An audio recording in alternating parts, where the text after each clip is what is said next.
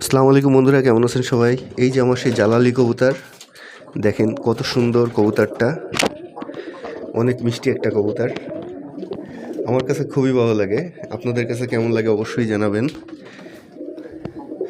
অনেক সুন্দর একটা কবুতর।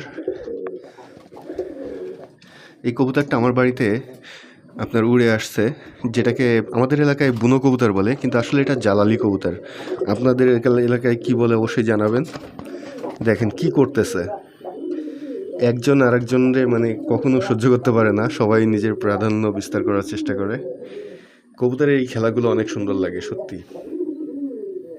দেখেন কত সুন্দর কবুতরগুলো চুপচাপ নিরিবিলি বসে আছে, অসম্ভব সুন্দর লাগে সত্যি।